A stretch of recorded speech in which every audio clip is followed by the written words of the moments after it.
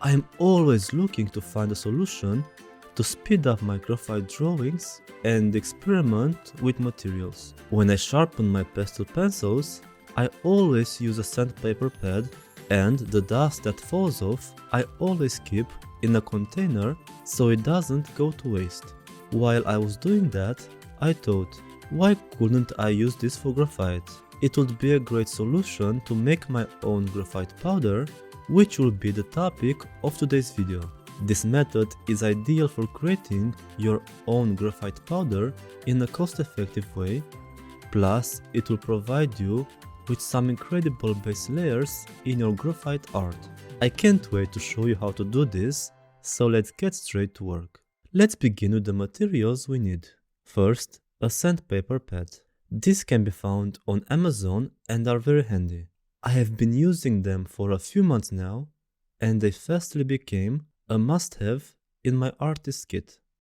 A graphite pencil.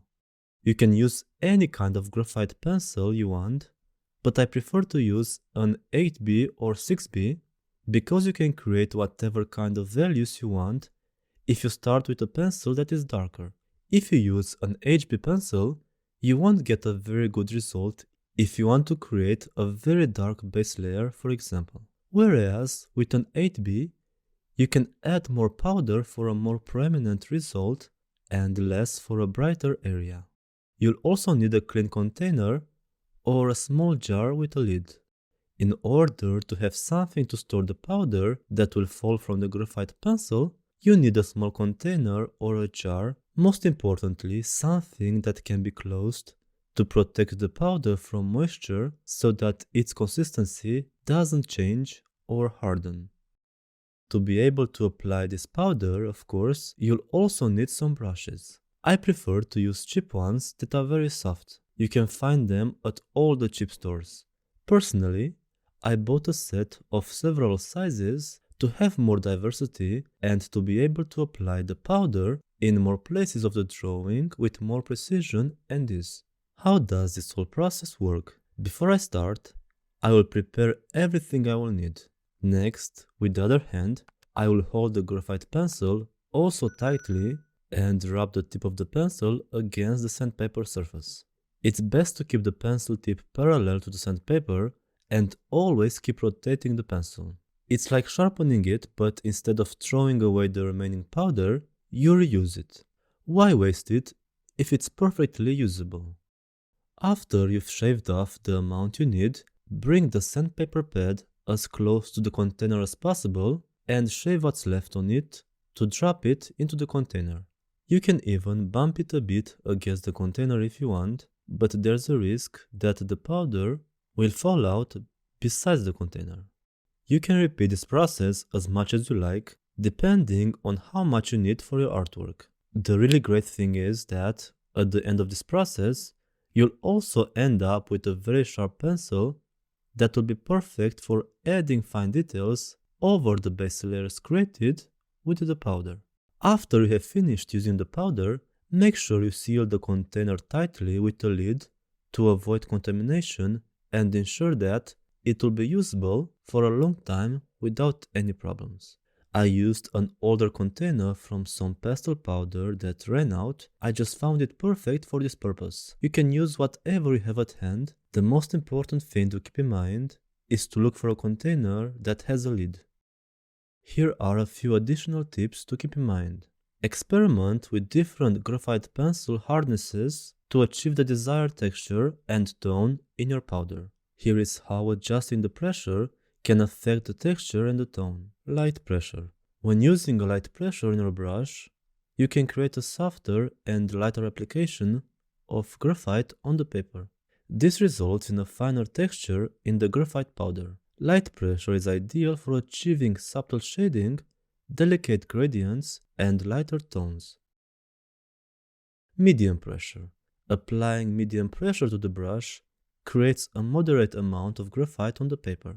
This produces a balanced texture in the graphite powder, providing versatility in your drawings. Medium pressure allows for a range of tones from mid-tones to darker values and can be used for various shading techniques. Heavy pressure. When using heavy pressure on the brush, you deposit a significant amount of graphite onto the paper, creating a denser application. This leads to a stronger texture in the graphite powder. Heavy pressure is excellent for achieving bold and expressive lines, dark tones, and strong contrast in your drawings. By varying the pressure you apply on the brush, you can manipulate the texture and tone of the graphite powder. It's all about finding the right balance and exploring the possibilities that different pressures can offer in your drawings. Remember to clean your sandpaper pad regularly to remove any accumulated graphite residue. To do that, I am using a kneaded eraser and slowly tap it on the surface of the sandpaper pad to lift up the pigment. Here are some benefits of doing that. Prevent cross-contamination. Over time, as you shave graphite on the sandpaper pad, residue can build up on its surface. If this residue isn't cleaned off, it can transfer onto your future drawings and cause unintended smudges or marks. It can also help with maintaining sandpaper effectiveness. As graphite builds up on the sandpaper, it can reduce its abrasiveness and effectiveness in creating graphite powder. Cleaning the pad helps restore its abrasive properties, allowing you to continue shaving graphite smoothly and efficiently. It also helps to remove impurities. Dust, paper fibers, or other things may accumulate on the sandpaper pad while you are working. These impurities can mix with the graphite powder, affecting the quality of the powder you create. Cleaning the pad regularly removes these impurities and ensures that you are working with a clean surface. How do you apply it? Using a brush, dip it into the container of graphite powder and pick up the desired amount. The more powder loaded onto the brush, the darker the graphite will appear on the paper. Graphite powder is perfect for establishing base layers in your drawings. By applying the powder to the paper, you can quickly cover a larger area of the artwork, especially when using a larger brush. The pressure applied during application is crucial. The more pressure you exert, the stronger the effect of the graphite powder. It's recommended to start with a small amount of powder and gradually increase it, as it's easier to add more if needed than to remove excessive powder. Graphite powder can stain the paper and can be challenging to fix. It's best to apply the powder slowly and steadily, particularly when building up tonal values in the early stages of your artwork. This allows for more control and precision. Personally, I find the process of creating base layers with a brush and graphite powder to be relaxing and meditative.